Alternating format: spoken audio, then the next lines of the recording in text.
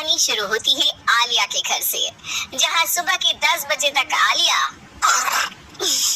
खर्राटे ले रही थी। उठेगी कि नहीं तू? हाँ, एक तो खुद मेरी जान खाती है, ऊपर से इस नताशा को भी बुला लेती है।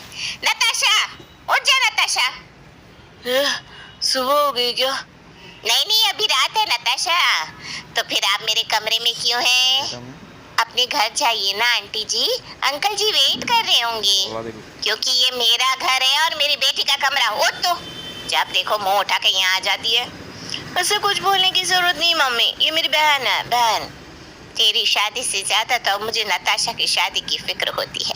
इसकी शादी होगी तब जाकर तुझ में कहीं सुधार आएगा, वरना हमेशा की तरह तुम दोनों ग्रेजुएशन में फेल होती रहोगी। और तभी विमल कमरे में आता है और कहता है, फिक्र मत करो, इस बार तुम्हें एग्जाम में बैठने की जरूरत ही नहीं पड़ेगी, क्योंकि सीधा मैं तुझे शादी के मंडप में बैठने का मौका दे रहा हूँ। लड़के वालों को बुला लिया है मैंने। ना पापा, मैं नताशा को छोड़कर कहीं नहीं जाऊंगी। उसकी फिक्र तुम मत कर, उसका उसके परिवार वाले देख लेंगे बेटा। और नताशा, वैसे आज तुम्हारे पापा से बात हुई है मेरी, वो भी तुम्हारे लिए लड़का देख रहे हैं, तो घर जाओ और अपना हुलिया सुधारो। हाँ, ये कहकर विमल और मीना कमरे से चले जाते हैं। अपनी सहेली से दूर होने के दुख से आलिया की आंखें भर आती है। तो फिक्र क्यों करती है आलिया? मैं तेरे साथ दहेज में आऊंगी ना। वैसे भी शहर के चोमू लड़कों से मैं तो सेट होने वाली हूँ नहीं। और आलिया को देखने लड़के वाले पहुंच जाते हैं। मीना आलिया को तैयार करके लड़के वालों के सामने भेजती है। बड़ी होनहार है मेरी बेटी, सारा काम खुद करती है। सुबह 4 बजे उठकर योगा करती है, फिर नहा धोकर घर का काम, अपनी पढ़ाई, सब कुछ। वो सब तो ठीक है आंटी, पर मुझे कुछ और ही पूछना है। एक बात मैं पूछना चाहूंगा आलिया, तुम तब से दरवाजे पर झांक कर क्या देख रही हो? कोई आने वाला है क्या? वो क्या ना, रोज एक कुत्ता इस वक्त दरवाजे पर आता है। आलिया उसे रोटी देती है तो बस उसी की राह देख रही है। ओह, आलिया जी की इस बात ने तो मेरा दिल ही जीत लिया। मुझे भी ना एनिमल्स बहुत पसंद है, तो मेरी तरफ से तो ये रिश्ता पक्का। अब रोहन ने हाँ कह दिया है तो फिर हम क्या ही कहेंगे। अब तो सीधा पंडित जी को बुलाकर शादी की तारीख निकलवा लीजिए विमल जी। यहाँ आलिया की शादी तय होती है, वहाँ नताशा की। अगली सुबह नताशा भागते हुए आलिया के घर आती है और उसे बताती है कि उसकी शादी फिक्स हो गई है। मैं कहती थी ना, कोई लड़का मेरा दिल नहीं जीत सकता, पर इसने ना जीत लिया। जीतता भी क्यों नहीं, मुंबई में जो रहता है, मृदुल।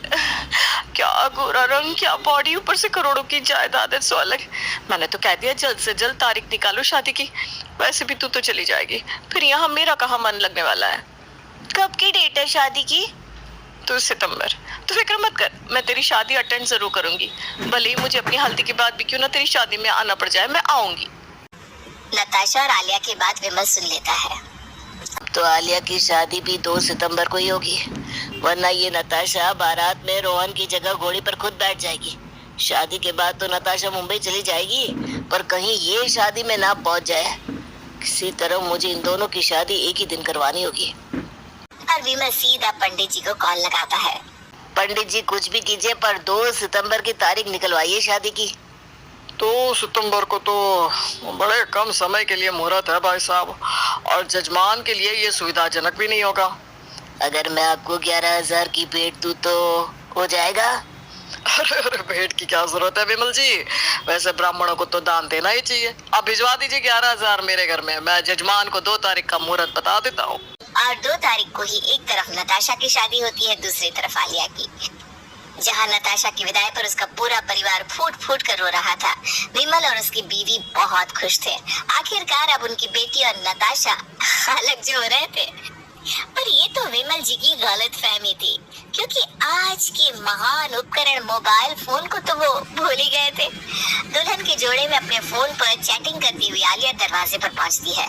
फोन कमरे में इस्तेमाल कर लेना आलिया, यहाँ सभी तुम्हारे स्वागत के लिए खड़े हैं और तुम फोन चला रही हो।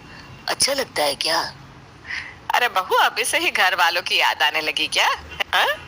कल ही पग फेरे की रस्म है, तुम वापस घर चली जाओगी, टेंशन ना लो, बाद में चैटिंग कर लेना मम्मी से। और कलश को पैर मारकर आलिया अंदर आती है। तुम्हें लग रहा होगा बहू कि मैं तुमसे अभी और रस्म करवाऊंगी, तो मैं ऐसे कुछ भी नहीं करवाने वाली।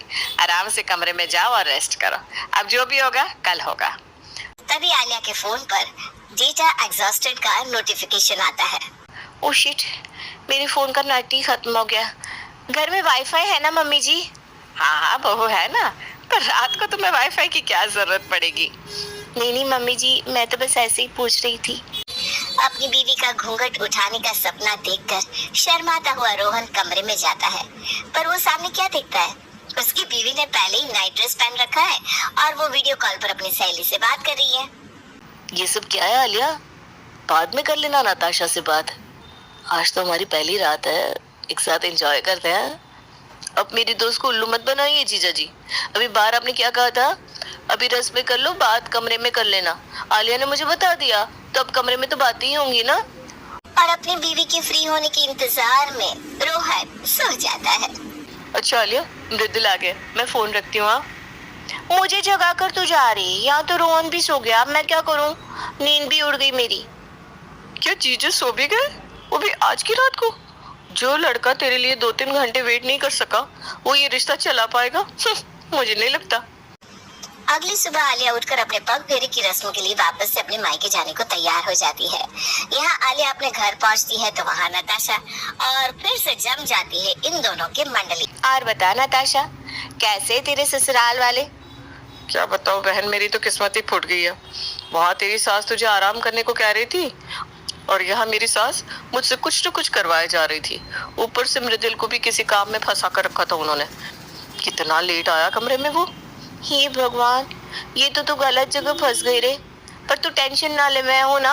मैं एक अच्छे बाबा को जानती हूँ, उनके पास बस जाकर अपनी प्रॉब्लम बतानी होती है, वो तेरी सास को तेरे काबू में लाने में तेरी मदद करेंगे। और अगर उससे काम न बना तो फिर मैं तो हूँ ही। पग फेरे के बाद आलिया अपने ससुराल तो पहुंच जाती है, पर उसका मन नताशा के पास ही था। नताशा से वीडियो कॉल पर बात करते करते आलिया अपने ससुराल वालों के लिए नाश्ता बनाती है। कल तो मुझे शिक्षा दे रही थी और आज खुद वही गलती कर रही है। क्यों पहले अपने ससुराल वालों को बना बना कर खाना खिला रही है? उनकी आदत बिगड़ जाएगी।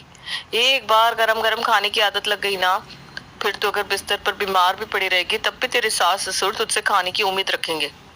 हाँ रे, ये तूने सही कहा। मैं जाकर मम्मी जी की हेल्प मांग लेती हूँ इस काम में।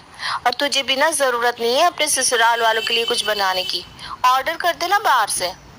सुन ना आलिया, तू कर देना ऑर्डर। वो क्या ना, मृदुल मेरे हाथ में एक पैसा भी नहीं देते। कीड़े पड़े तेरे पति को, बड़ा गिरा हुआ है रे। और इसी तरह दिन बीतते जाते हैं। आलिया वही करती है जो उसे नताशा करने को कहती, और आलिया खुद भी नताशा को सलाह देने में पीछे नहीं रहती। एक दोपहर किसी काम से रोहन ऑफिस से अपने घर आता है और वो जैसे ही कमरे में जाता है तो देखता है कि आलिया अभी भी नताशा से बात कर रही है। बाप रे बाप यार, तेरी ननद, उसे ठीक करने का ना एक ही उपाय है, हमारे मोहल्ले का रोहित। मैं मम्मी को कहकर रोहित का रिश्ता तेरी ननद के लिए भिजवाती हूँ। तू तो उसका ड्रामा जानती है। अगर मैं कह दूं कि रोहित तुम्हें एक लड़की को हाँ करना है तो वो मेरे लिए वो भी कर देगा। एक बार तेरी ननद की शादी हो जाए, फिर वहाँ रोहित देख कैसे ठीक करता है उसे, और यहाँ तो आजाद हो जाएगी।